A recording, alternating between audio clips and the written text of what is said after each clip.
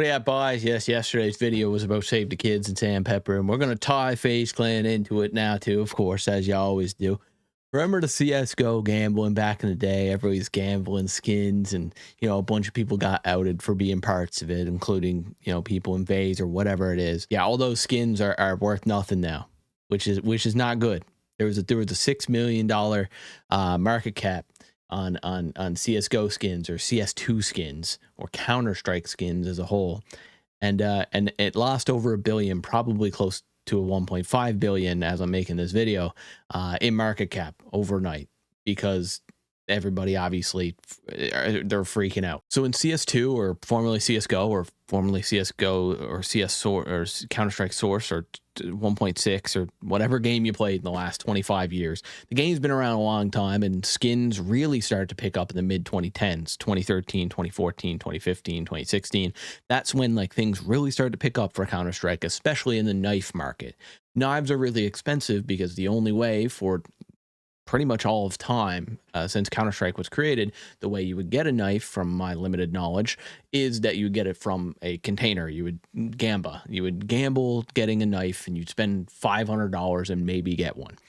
So the big change that's came the last few days is that now you can use reds and trade up to knives. So essentially there's grays, there's blues, there's whatever, all the way up to there being reds being the highest rarity, besides knives and gloves, which are gold. The reason that this is important, you could never get a knife that way. You had to open it, and that's why they had the value they did. There were certain properties to knives that, for example, if it had a certain pattern on it, or the case hardened, maybe from an AK, for another example, is there certain patterns on it, calling them blue gem and things like that. There's certain patterns and floats, which is essentially the numbers that they give to how perfect the knife is from a minimal wear to a factory new perspective. That now is all able to be obtained through trade ups. And trade ups, essentially, you can trade up a bunch of blues to a purple, trade up a bunch of purple to pink, pink to red, right? You can trade up until you get a red. Now, it's probably not, well, it depends. It might be worth your time, but either way, you couldn't trade up to knives. You couldn't. There was no way. The only way to get it was get in boxes and get lucky. And that's why the market was so volatile with knives and gloves, obviously. But now, boys, they went ahead and they changed it. Valve Devs with 6 billion market cap. They ended up changing it. They changed it to where you could take a bunch of reds, trade up, get a knife. So now the price of reds are through the roof and knives are down to the floor. And people are going from $40,000 collection down to $20,000 overnight. So Austin CS on YouTube, I watched his YouTube video, and he says that his speculation is that there's a world where they want to get away from third-party sites being able to trade these knives and sell these knives and take the money out and such. They want to get away from that because obviously they're making no money. So maybe they're trying to crush the market to make it not only more accessible to end consumers to have a knife, which obviously the casuals can have knives if they're trading up some reds, or if they become cheaper, then they might be actually able to spend $2,000 on a knife opposed to $11,000. But what he's saying is maybe they're trying to crash the market to get the prices of skins down so they are tradable on the Steam market, because apparently $2,000 is the max that you can trade on the Steam market. So that might actually be a thing as well. But I'll give you my opinion now. Maybe they're kind of future-proofing themselves for the gambling side of things, where you don't have to, you gamble to get the knife. You open these surprise boxes to get the knife. Maybe they see something that we don't. Maybe it is some kind of future-proofing with gambling, or maybe they are just trying to crash the market so these third-party sites aren't making as much money, and then they can make more money with obviously every transaction that happens over the Steam market. I don't know. Either way, kind of insane. They pretty much rug pulled their entire community, and a lot of people made a lot of money, and a lot of people lost a lot of money, because if you had a full inventory of reds, brother, that probably tripled overnight.